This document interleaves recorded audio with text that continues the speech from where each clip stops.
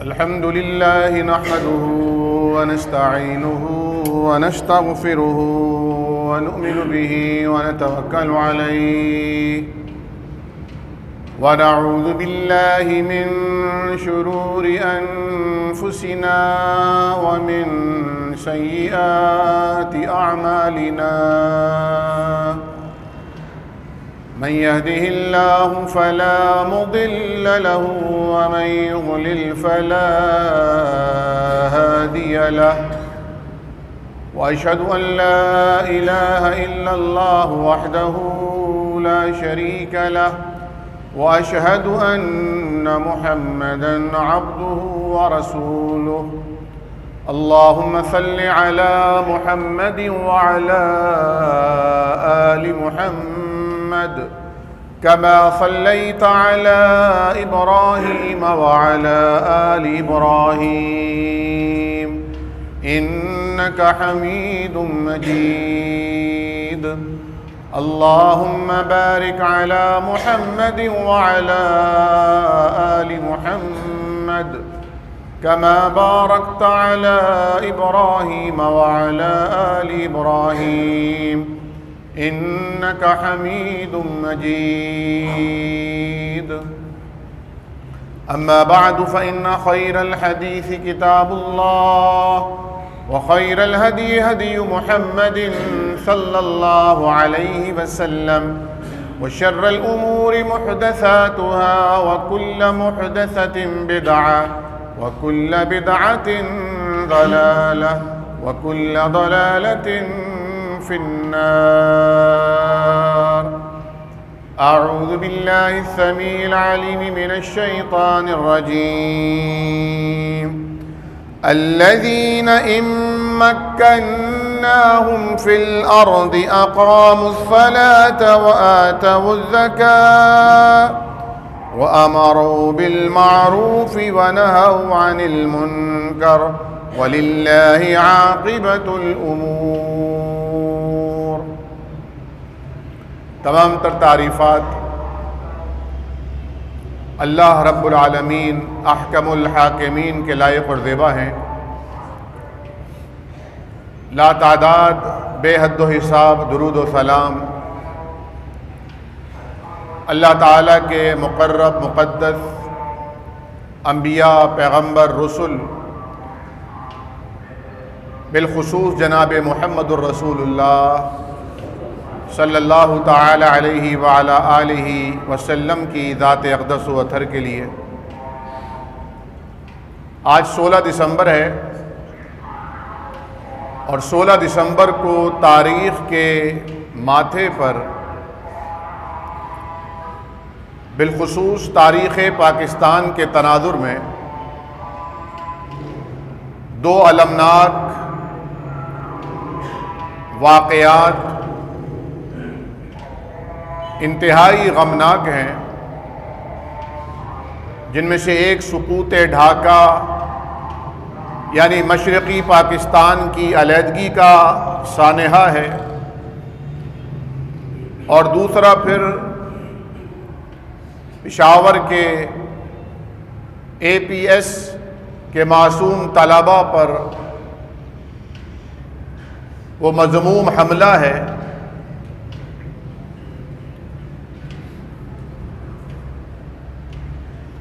جس کی تکلیف آج تک ہم محسوس کرتے ہیں۔ بے تحاشا باتیں کہی گئیں، لکھی گئیں، بہت سی اب بھی تشنا ہیں کہ مشرقی پاکستان کو پاکستان کے ساتھ ملایا ہی کیوں گیا، جبکہ وہاں کا زمینی فاصلہ 1000 کلومیٹر تھا، اور اگر کسی طرح وہ زمینی راستہ روک دیا جاتا تو آدھی دنیا کا فضائی چکر کاٹ کر وہاں پہنچا جا سکتا تھا۔ لیکن اقبال کے اس شعر میں آج بھی اور آج سے 70 برس قبل کی بھی مسلمانوں کی کیفیت کو سمجھا جا سکتا ہے کہ میں تجھ کو بتاؤں تقدیر امم کیا ہے، شمشیر و سنان اول، طاؤس و رباب آخر۔ جب قوموں میں قوت ہوا کرتی ہے، بازوئے مسلم میں طاقت ہوا کرتی ہے، تو فیصلے اس کے حق میں ہوتے ہیں، اور جب وہ شراب و شباب میں، طاؤس و رباب میں، گانوں باجوں میں، شعر و سخن میں الجھ جاتے ہیں، تو تقدیر بھی فیصلے ان کے خلاف کرتی ہے۔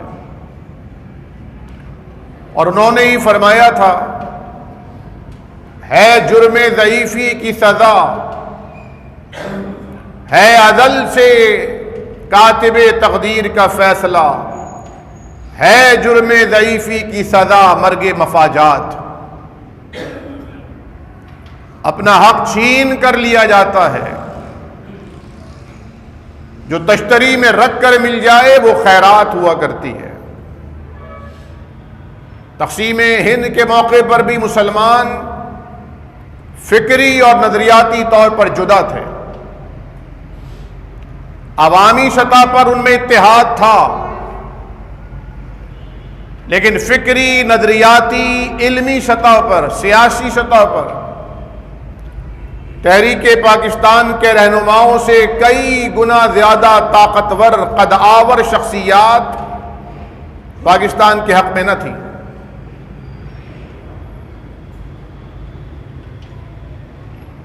اگر اس وقت وہ اتحاد فکری بھی ہوتا، بڑوں کی سطح پر بھی ہوتا، تو جوناگڑھ بھی پاکستان کا حصہ بنتا، حیدرآباد بھی پاکستان کا حصہ بنتا، کشمیر بھی پاکستان سے جدا نہ کیا جاتا۔ لیکن لارڈ ماؤنٹ بیٹن نے یہ لکھا تھا، میں نے ویسے بھی یہ کام اجلت میں کیا تاکہ پاکستان کو زیادہ فائدہ نہ ہو، لیکن اگر مجھے معلوم ہوتا کہ قائد اعظم محمد علی جناح ٹیوبرکلوسس کے مریض ہیں اور چند دنوں کے مہمان ہیں، تو میں اس معاملے کو اور طول دیتا، کھینچ دیتا۔ قائد اعظم نہ ہوتے تو کسی کا باپ بھی پاکستان نہ بنا پاتا۔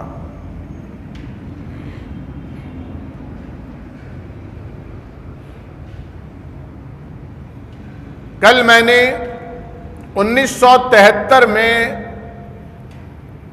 پاکستان کے سابق وزیر اعظم ذوالفقار علی بھٹو مرحوم کی جانے والی بعض تقاریر یوٹیوب پر سماعت کی۔ ایسا لگا کہ ہم 2022 کے دسمبر میں موجود ہیں۔ انہوں نے کیپشن میں لکھا تھا کہ زندہ لیڈر وہ ہوتا ہے جس کی بات اگر 50 سال بعد بھی سنی جائے، 60-70 سال بعد بھی سنی جائے تو لگے کہ وہ آج کے وقت پر، اس کی نبض پر اپنا ہاتھ رکھ کر بات کر رہا ہے۔ لیکن میں نے سوچا کہ بات اصل میں یہ نہیں ہے، بات اصل میں یہ ہے کہ ہم کولو کا وہ بیل بنے ہوئے ہیں کہ جہاں ہم 1973 میں کھڑے تھے، 2022 کے آخر میں بھی ہم اسی مقام پر آ کر کھڑے ہیں۔ اس وقت بھی قیادتیں ہونے کے باوجود قیادت کا بحران تھا، آج بھی قیادتیں ہونے کے باوجود قیادت کا بحران ہے۔ اس وقت بھی ایک گروہ کی دوسرے گروہ پر الزام تراشیاں تھیں، آج بھی گروہوں کی ایک دوسرے پر الزام تراشیاں ہیں۔ اس وقت بھی ایک حزب اقتدار تھا اور پھر حزب مخالف، آج بھی صورتحال یہی ہے۔ انگریز کی ایک حکمت عملی جسے سیاسی حلقوں نے بھی اڈاپٹ کیا اور مذہبی حلقوں نے بھی، ڈیوائڈ اینڈ رول، میں نے پچھلے جمعے کو بھی شاید یہ لفظ استعمال کیا تھا۔ تقسیم کرو اور حکومت کرو. حق اور سچ بولنے والے تنہا کر دیے جاتے ہیں، اور جو تقسیم در تقسیم کے فارمولے پر عمل کرتے ہیں وہ بندر بانٹ کی شکل میں آدھا تم اور آدھا ہم عیش کرتے ہیں.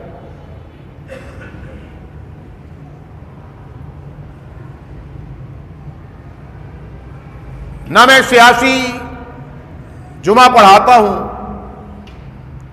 نہ آج کسی سیاسی حوالے سے بات کرنے کا میرا ارادہ ہے، لیکن چونکہ آج 16 دسمبر ہے، اس تناظر میں نے یہ چند باتیں آپ کے گوش گزار کی ہیں تاکہ یہ بات ریکارڈ پر رہے کہ ہم جب جب قرآن کے اس اصول کو توڑیں گے کہ وَاعْتَصِمُوا بِحَبْلِ اللَّهِ جَمِيعًا وَلَا تَفَرَّقُوا، سب مل کر اللہ کی رسی کو مضبوطی سے تھامو. اگر بنگالی بولنے والے اکثریت میں آئین کی روح سے، آئین کے تحت کیے جانے والے انتخابات میں پنجابیوں سے زیادہ ووٹ لے لیتے ہیں تو اقتدار اصولاً انہیں منتقل ہونا چاہیے تھا،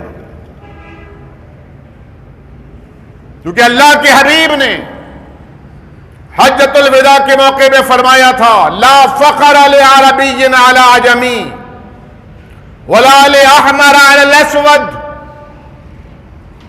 آج کی زبان میں آپ کہہ سکتے ہیں لا فخر لبنجابی علی غیر بنجابی، کسی پنجابی کو غیر پنجابی پر کوئی فوقیت نہیں، کسی چودھری کو غیر چودھری پر کوئی فوقیت نہیں، کسی اچھی شستہ رواں سلیش اردو داں کو کسی غیر اردو داں پہ کوئی فوقیت نہیں، کسی خوب رو کو کسی بدصورت پہ کوئی فوقیت نہیں، کسی قداور کو کسی کوتا قد پر کوئی برتری نہیں، کوئی مالدار کسی بے روزگار اور غریب مسکین پر کوئی فوقیت اور برتری نہیں رکھتا. ان اکرمکم عند اللہ اتقاکم، برتری ہے، عزت ہے، سربلندی ہے، وقار ہے، تمکنت ہے تو تقوی کی بنیاد پر ہے، اللہ سے تعلق کی بنیاد پر ہے. اسے تو پیچھے کر دیا گیا.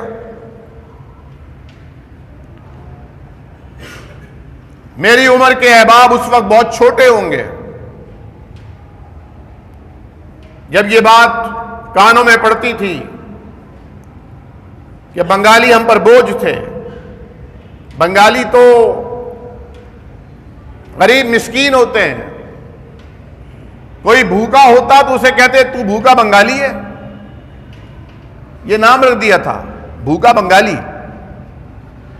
آج بنگلہ دیش معیشت میں ہم سے آگے ہے، کولو کا بیل ہم بنے ہوئے ہیں کیونکہ ہم نے اللہ تعالی سے کیے گئے عہد کو پامال کیا. اللہ اگر تو نے ہمیں اقتدار دیا، کوئی خطہ ارضی دیا تو ہم وہاں مدینے کی ریاست بنائیں گے. اسلامی ٹچ بھی دیے گئے، ہر حکمران نے اسلام کا نام استعمال کیا، عوام کو لالی پاپ دیا.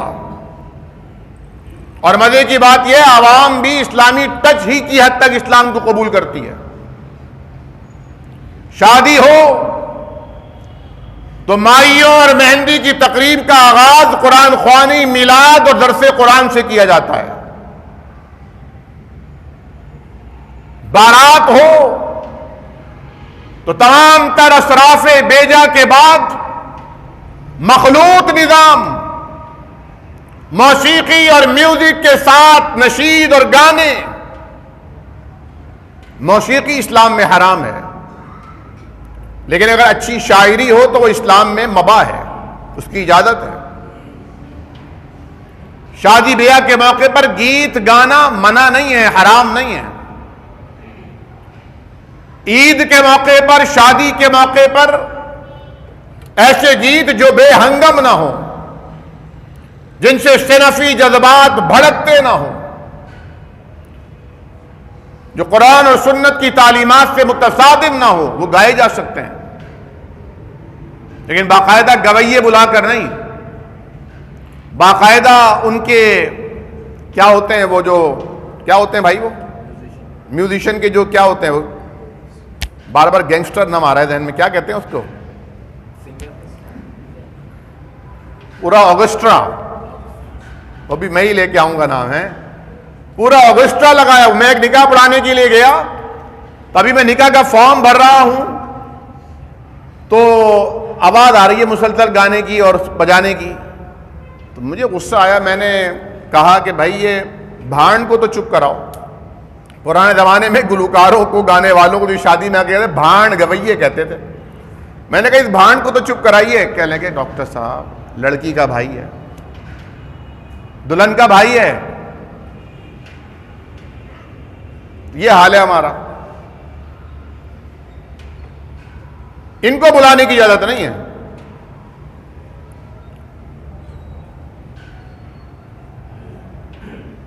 ہاں لیکن ہم بھی اسلامی ٹچ کی حد تک اسلام کو پسند کرتے ہیں. بس بسم اللہ پڑھ کے کھاؤ، سیدھے ہاتھ سے کھاؤ، کیا کھاؤ، کیسے کھاؤ، کتنا کھاؤ، اس پر کوئی بات نہیں ہوتی. جو جس جانور کا گوشت خرید رہے ہیں وہ حلال کا ہونا چاہیے. جس پیسے سے خرید رہے ہیں وہ حلال ہو، حرام ہو، مشکوک ہو، اس پر بات نہیں ہوگی. اس پر بات نہیں ہوگی.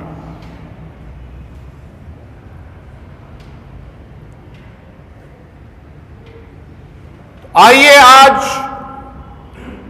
ہم اس تناظر میں بات کریں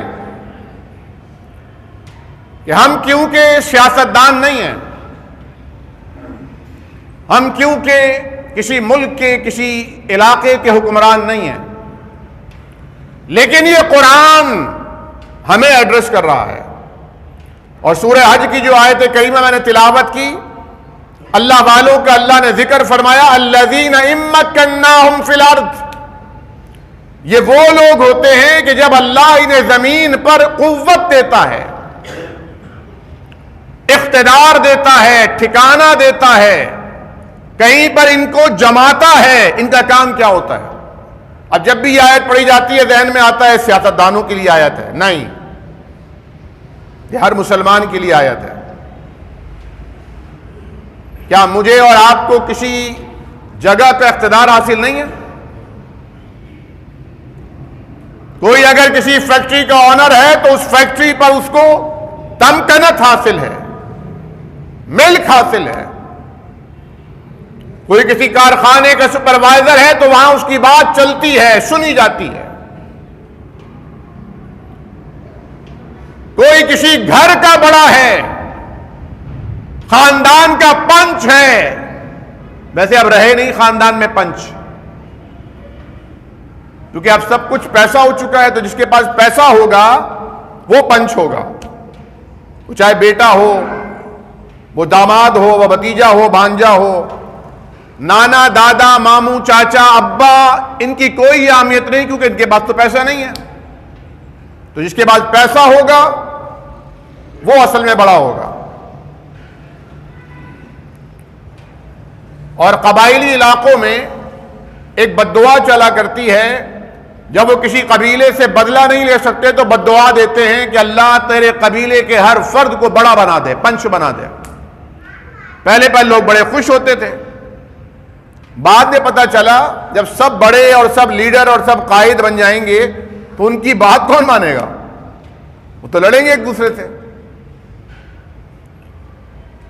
تو ہوئے تم دوست جس کے دشمن اس کا آسماں کیوں ہو. وہ خود اپنے دشمن بن کے اپنے آپ کو تباہ و برباد کر بیٹھیں گے. یہی حال ہمارا ہو رہا ہے. ہمیں بھی کسی کی بددعا لگی ہوئی ہے. وَإِن مَّكَّنَّاهُمْ فِي الْأَرْضِ، جب اللہ انہیں زمین پر، کسی چپے پر، کسی ٹکڑے پر، کسی علاقے میں، کسی جگہ پر کوئی اقتدار دیتا ہے. فرمایا الرجال قوامون علی النساء، مرد عورتوں پر قوام ہیں. بعض نے اس کا ترجمہ کیا کہ مرد عورتوں پہ حاکم ہے، حاکم نہیں ہے، قوام ہے۔ قوام کا مطلب نگرانی کرنے والے، کیئر ٹیکر، دیکھ بھال کرنے والے، نگہداشت کرنے والے، جہاں وہ غلط چلے وہاں روکا جائے۔ جتنی زیادہ ڈھیل دی جاتی ہے معاملہ اتنا ہی خراب ہو جاتا ہے۔ پہلی غلطی پر باور کرایا جائے کہ یہ غلطی ہے، اس طرح کی غلطی دوبارہ نہیں کیجیے گا، اس کے یہ نقصانات ہیں، اس کے یہ مفاسدات ہیں، اس کے یہ نتائج نکل سکتے ہیں۔ پہلا قدم انسان کو اس کی منزل سے دور لے جاتا ہے، پہلا قدم۔ لیکن جب گھر کے بڑے سربراہ خاندان اپنا قبلہ درست نہیں کریں گے، ان کی بیوی انہیں کبھی قرآن ہاتھ میں لیے نہیں دیکھتی، ان کی بیوی کبھی نہیں دیکھتی کہ اگر سامنے کوئی نامحرم خاتون آئی ہیں اور لباس بھی مناسب نہیں تو میرے شوہر نے ہمیشہ اپنا چہرہ پیچھے کیا ہے، ہمیشہ اپنی نظریں جھکائی ہیں، نہیں دیکھا بیوی نے، بچوں نے کبھی نہیں دیکھی یہ بات۔ کبھی فجر کے وقت ہمارے گھر میں ظہر کا سما ہوتا ہو، دیکھا ہی نہیں بچوں نے، کیا ہوگا پھر؟ کل میرے پاس ایک دوست آئے، انہوں نے کہا کہ ڈاکٹر صاحب میں رات کو 3 بجے اٹھ جاتا ہوں، کبھی میں لیٹ ہوتا ہوں تو میری بیوی مجھے اٹھاتی ہیں، کبھی بیوی سوتی رہ جاتی ہے تو میں انہیں اٹھا دیتا ہوں 3 بجے، جو اکثر لوگوں کے سونے کا ٹائم ہوتا ہے۔ اور پھر میں نماز پڑھتا ہوں، نوافل پڑھتا ہوں، اذکار پڑھتا ہوں، اور پھر سب کے لیے دعائیں کرتا ہوں، جن کو میں جانتا ہوں ان کے نام لے لے کر ان کی آل اولاد کے لیے دعائیں کرتا ہوں، پھر ساری امت کے لیے دعائیں کرتا ہوں، اور اس کے بعد پھر رونے لگے، آنکھوں میں آنسو آ گئے، آواز بھرا گئی، اور کہنے لگے پھر آخری دعا یہ ہوتی ہے کہ باری تعالیٰ جب میں دنیا سے چلا جاؤں تو چند لوگ ایسے ضرور رکھنا جو میرے لیے اس طرح دعا کریں۔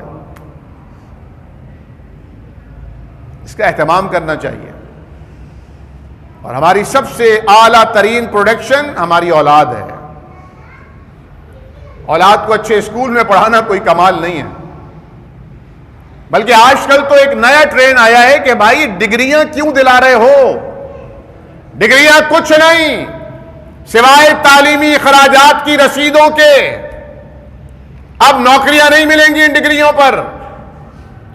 لوگ چیخ چیخ کر کہہ رہے ہیں ڈاکٹر مت بنو، انجینئر مت بنو، کیا بنے؟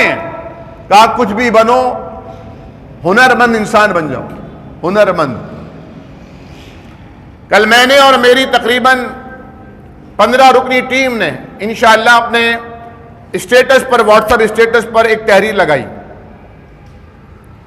کہ کراچی کے ہنرمند، محنتی، بے روزگار نوجوان رابطہ کریں۔ 80% جنہوں نے رابطہ کیا ان کو کوئی ہنر نہیں آتا تھا، کوئی ہنر نہیں آتا تھا، اور ان میں بھی 70% محنتی نہیں تھے۔ محنت کرنے والا کبھی نہیں پوچھتا کام کیا ہے، کبھی نہیں پوچھتا۔ جس طرح آپ نے سنا تھا نا کہ ایک صاحب نے، چند لوگوں نے اورنگی ٹاؤن کے علاقے میں پروگرام بنایا اور کہا کہ بھئی یہاں آٹا تقسیم ہوگا، اور جب آٹا لینے کے لیے لمبی لائن لگ گئی تو آٹے کی 1-1 کلو کی تھیلیاں تھیں، اور ایک آدمی کو 1 تھیلی ملے گی، تو تقریباً 98% لوگ وہاں سے ناراض ہو کر، غصہ ہو کر، باتیں سنا کر چلے گئے، کیونکہ وہ ضرورت مند نہیں تھے، حقیقی مستحق نہیں تھے۔ جو 2-3 خواتین، ایک مرد وہاں رہ گیا کہ بھائی یہی دے دیجیے آپ، میں ابھی تو کم از کم پکوا کے پیٹ بھر لوں گا۔ وہ جب لے کر گئے آٹا تو اس آٹے کی تھیلی کے اندر لفافہ تھا، اس میں 5-10 ہزار روپے رکھے تھے۔ انہوں نے حقیقی ضرورت مندوں تک اپنی رقم کو پہنچایا۔ جس کے جو حقیقی محنتی ہوتا ہے وہ کہتا ہے جناب کام بتائیں، حلال ہونا چاہیے۔ تو میں نے ان لوگوں سے کہا، میں نے کہا آپ کو کم از کم مجھ سے نہیں پوچھنا چاہیے تھا کام کیا ہوگا، میں نے اپنے اسٹیٹس پہ لگایا تو حلال تو ہوگا۔ آپ پوچھتے جناب میں کرنا چاہتا ہوں مجھے بتائیے کام کیا ہے اور اجرت کب ملے گی، کیا ملے گی، یہ سوال بنتا تھا۔ آپ بڑے اسکولوں میں اپنے بچوں کو پڑھا رہے ہیں، اپنے آپ کو تھکا رہے ہیں، دو دو تین جابز کر رہے ہیں۔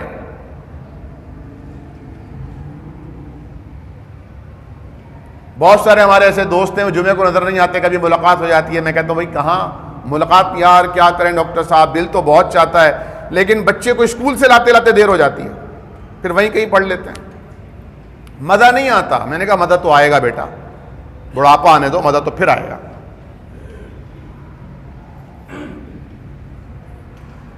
یعنی پی ایچ ڈی کر رہا ہے تمہارا بیٹا، کر کیا رہا ہے وہ؟ کوئی نیوٹن بن رہا ہے؟ کر کیا رہا ہے وہ جو تم اس کو جمعے کے دن بھی چھٹی نہیں کرا سکتے؟ اور جب ڈنڈا چلتا ہے، لاہور کے اندر چلا دیا نا ہائی کورٹ نے ڈنڈا کہ جمعہ، ہفتہ، اتوار 3 دن اسکولز بند رہیں گے، دیٹس آل، فل اسٹاپ، کھول کے دکھاؤ۔ یہاں بھی اگر چلا دے تو اب کھول کے دکھا لو۔ 2 سال کورونا میں پریشانیاں ہوئی، کیا کمی ہو گئی؟ پرسنٹیج میں کوئی کمی ہوئی؟ بڑھ گئی پرسنٹیج بچوں کی، جن کے داخلے نہیں ہو سکتے تھے ان کے داخلے ہو گئے۔ ہنر سکھانا ہے بچوں کو، ہنر، اور سب سے بڑا ہنر یہ ہے کہ پیدا کرنے والے سے رابطہ کرایا جائے۔ آج لوگ کہتے ہیں بڑے آدمی سے رابطے اور بڑے آدمی سے تعلق کا شوق رکھتا ہوں، کہا اگر بڑوں سے تعلق کا شوق ہے تو سب سے زیادہ بڑا کائنات کا رب العالمین ہے، اس سے تعلق جوڑ لو، اس سے تعلق قائم کر لو۔ آج لوگ چاہتے ہیں کہ ہم کسی طرح کوئی پراپرٹی مل جائے، کوئی گھر ہو جائے ہمارا، بس بھائی یہ ایک ہی دعا ہے، بس ہمارا کوئی گھر ہو جائے، یعنی اس کے علاوہ کوئی دعا ہی نہیں ہے، گھر چاہیے خالی۔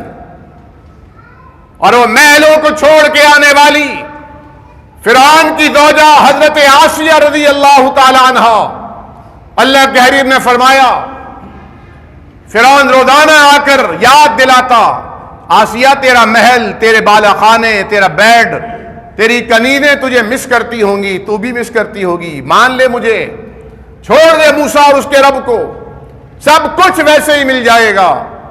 حضرت آسیہ روز انکار کرتی، زبان پر ایک جملہ آتا، رب ابن لی عندک بیتا فی الجنہ، اللہ اگر گھر ہی بنانا ہے تو میرا جنت میں گھر بنا دے، رب ابن لی عندک بیتا فی الجنہ، اللہ جنت میں گھر چاہیے۔ مفسرین نے لکھا کہ ایک دن وہ آیا اور کچھ کہہ رہا تھا کہ حضرت آسیہ کے چہرے پہ مسکراہٹ آئی اور ایسے کہ جیسے کچھ دیکھ رہی ہیں۔ اللہ تعالیٰ نے آسمان کے پردوں کو ہٹا دیا، جنت پہ انہیں ان کا گھر دکھا دیا، تکلیف کے باوجود کہ ہاتھوں میں میخیں ٹھکی ہیں، خون رس رہا ہے، لیکن چہرے پہ بشاشت ہے، مسکراہٹ ہے، گویا کوئی تکلیف اب رہی نہیں۔ اس نے حیران ہو کے چھت کو دیکھا، پھر آسیہ کو دیکھا، وہ تابی نہ لا سکی جنت میں محل کی، انتقال کر گئی۔ رب ابن لی عندک بیتا فی الجنہ، اللہ ہمیں جنت میں ایک کوارٹر عطا فرما دے، وہاں کا کوارٹر بھی یہاں کے بڑے بڑے محلوں سے اعلیٰ اور عرفہ ہے۔ اللہ ہم سب کو نصیب فرما دے، ہمارے والدین کو، آل اولاد کو نصیب فرما دے۔ تو اپنی اولاد کی تربیت کی ضرورت ہے، یہ ہمارا مستقبل ہے، یہ ہمارا کل ہے۔ میں نے اپنے دوستوں سے کہا، میں نے کہا بھائی میں سیاست کے حوالے سے اب ذرا ایک نیا پوائنٹ لے کر آیا ہوں۔ یعنی کہ کیا؟ میں نے کہا پاکستان ہمارا ہے، پاکستان کی ساری پارٹیاں، سارے لیڈر سب ہمارے ہیں، جو آئین پاکستان کے مطابق، جو آئین پاکستان کے مطابق کام کر رہا ہے وہ ہمارا ہے۔ غلطیاں، کوتاہیاں یہ سب انسانوں سے ہوتی ہیں، وہ بھی انسان ہے۔ جیسے ہم بیمار ہو جائیں تو لوگ کہتے ہیں ڈاکٹر بھی بیمار ہوتے ہیں، بھائی ڈاکٹر پہلے تو انسان ہے نا، بعد میں ڈاکٹر ہے۔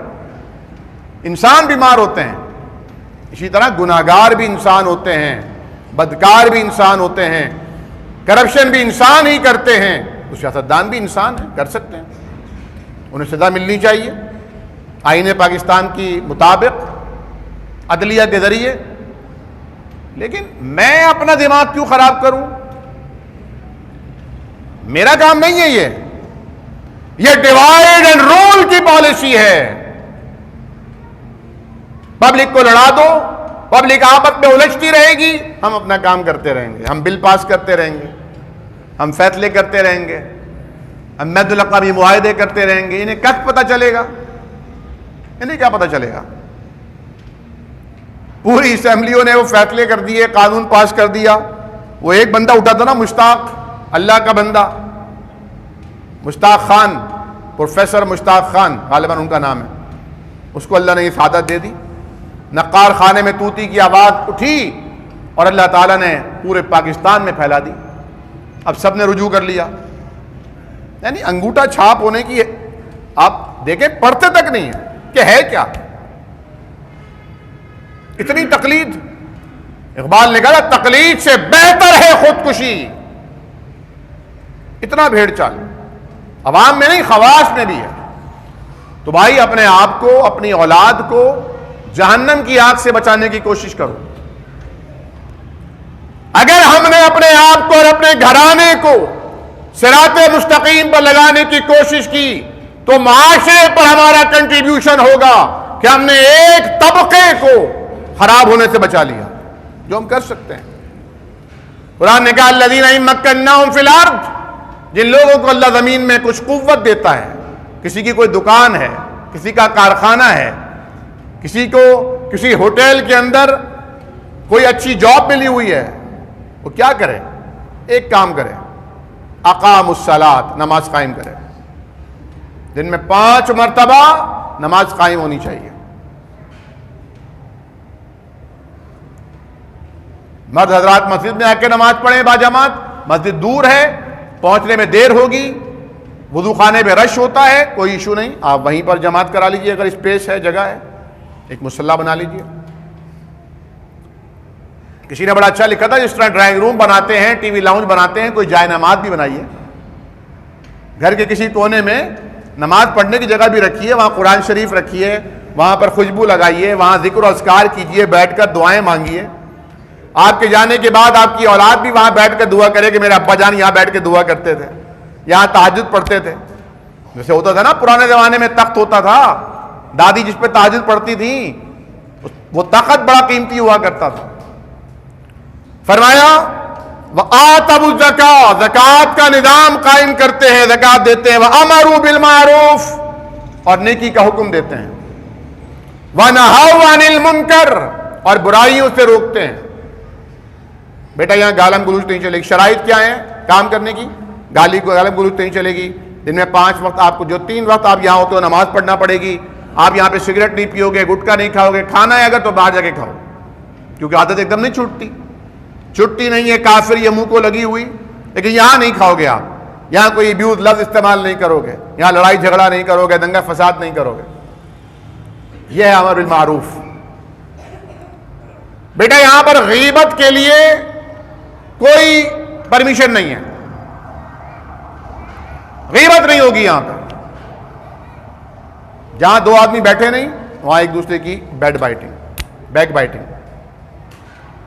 بیڈ بائٹنگ تو ہے ہی, لیکن بیک بائٹنگ ہے یہ.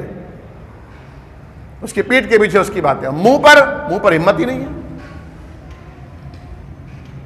کسی قبیلے میں یہ واقعہ لکھا ہے, غالباً جاوید چودھری نے لکھا ہے یا ڈاکٹر مبشر نے لکھا ہے. انہوں نے کہا کہ میں نے افغانستان کے, ہاں یہ واقعہ انہوں نے سنایا ہے, یہ ساحل ادیم صاحب نے, ساحل ادیم نے اپنی اسپیچ میں یہ واقعہ سنایا ہے. کہہ لیں کہ افغانستان میں میں نے جا کر پوچھا کہ آپ نے ایک ہی رات میں یہ جو امیر بنا لیا, اپنا فیصلہ کیا کہ ہمارا لیڈر یہ ہوگا, اس کی کیا اوصاف کیا ہیں, اس کے کوالیفیکیشن کیا ہے اس کی, کیا آپ نے دیکھا جو اس کو امیر بنا دیا؟ کہا ہم نے ہر جگہ اس کی تفتیش کی, یہ غیبت نہیں کرتا, بیک بائٹنگ نہیں کرتا. چنانچہ ہم نے طے کیا ہے کہ جو غیبت نہیں کرتا وہ بہادر ہوتا ہے.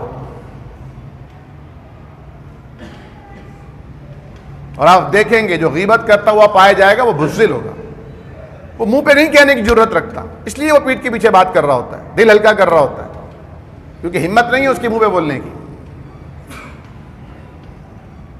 ان مکناہم فی الارض، آپ کو آپ کے گھر پر اقتدار ملا ہوا ہے، آپ کو چاہیے کوئی ایسا ماحول بنائیے کہ آپ کے جانے کے بعد آپ کے بچے آپ کے طرز عمل اختیار کریں۔ قرآن کریم میں فرمایا وَنَكْتُبُ مَا قَدَّمُوا وَآثَارَهُمْ، ہم لکھ رہے ہیں ان کی کارگزاری، ما قدموا، جو یہ کر چکے نیکیاں وہ بھی لکھی جا رہی ہیں، وآثارہم، اور جو ان کے بعد ہوں گی وہ بھی لکھی جائیں گی ان کے کھاتے میں۔ بھائی جو انہوں نے کی وہ تو لکھی جائیں گی، ان کے بعد والی ان کے کھاتے میں کیسے آئیں گی؟ کیونکہ وہ ان کو دیکھ کر کی جا رہی تھی۔ یہ چلے گئے، اذا مات الانسان انقطع عنہ عملہ، انسان مر گیا، دنیا سے رابطہ ٹوٹ گیا، لیکن نیکیاں ٹرانسفر ہو رہی ہیں، ایصال ثواب ہو رہا ہے۔ یہ ہے شرعی ایصال ثواب۔ یا تو خود صدقۃ جاریۃ، اس نے خود کو ہی صدقہ جاریہ بنا دیا، او علم ينتفع به الناس، ایسا علم پرووائڈ کیا، لوگوں کو بتائی اچھی بات، کوئی کتاب چھاپی، قرآن کریم کے نسخے، حدیث کی کتابیں، دیگر چیزیں، علوم نافعہ، اس سے لوگوں کو فائدہ پہنچ رہا ہے۔ او ولد صالح یدعو لہ، یا نیک اولاد، نیک اولاد جا کے عمرہ کر رہی ہے، اسے ثواب مل رہا ہے، والدین کو بھی ٹرانسفر ہو رہا ہے کیونکہ والدین نے شوق پیدا کیا تھا۔ اولاد اٹھ کے تہجد میں نماز پڑھ رہی ہے، اولاد کو ثواب مل رہا ہے، لیکن والدین کو ٹرانسفر ہو رہا ہے کیونکہ والدین کو دیکھ کر تہجد پڑھنے کا خیال آتا تھا۔ اولاد تسبیح پڑھ رہی ہے، ثواب مل رہا ہے، لیکن ثواب والدین کو بھی منتقل ہو رہا ہے۔ کیوں؟ کیونکہ اولاد نے والدین کو دیکھا تھا کہ ابا تسبیح پڑھتے تھے، اماں تسبیح پڑھتی تھیں، ذکر و اذکار کرتے تھے، قرآن کی تلاوت ہو رہی ہے، ثواب مل رہا ہے، لیکن وہ ثواب والدین کو بھی جا رہا ہے، اساتذہ کو جا رہا ہے، مجھے آپ کو جائے گا اگر ہم کسی ایک فرد کو قرآن سے جوڑ دیں گے، دین سے جوڑ دیں گے، وہ ہمارے صدقہ جاریہ ہوگا۔ یہ کیجئے کام۔ نبی کریم صلی اللہ علیہ وسلم نے فرمایا 12 رکعت پڑھ لو روزانہ، 12 رکعت، فرمایا تمہارے لیے اللہ تعالیٰ جنت میں محل تعمیر کر دے گا۔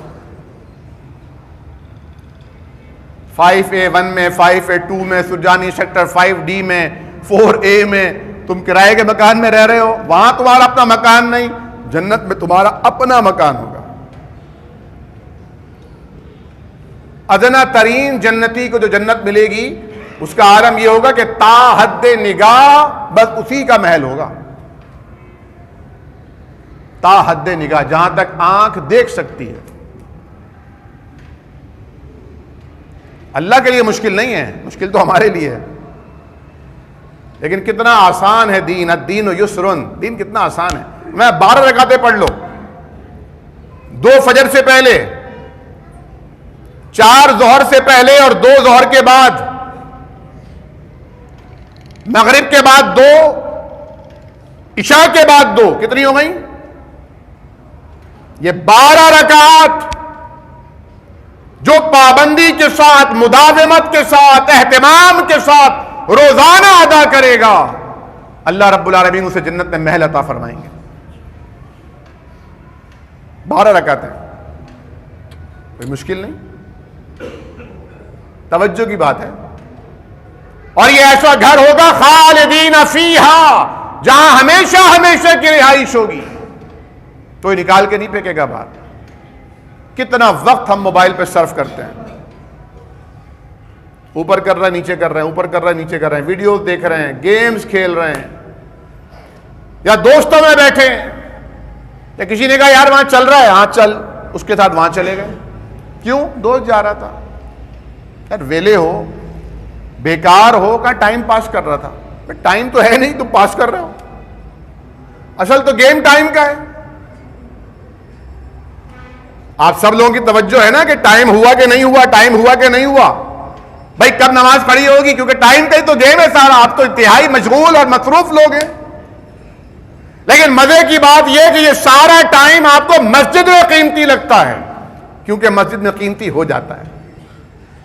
جب آپ باہر ہوتے ہیں، سو رہے ہوتے ہیں، گپ لگا رہے ہوتے ہیں، کاروبار پر بیٹھے ہوتے ہیں، تو آپ کہتے ہیں اتنی جلدی گزر گیا یار ٹائم۔ سردیوں میں تو یار بہت جلدی وقت گزر جاتا ہے، کیوں؟ کیونکہ قیمتی نہیں ہوتا۔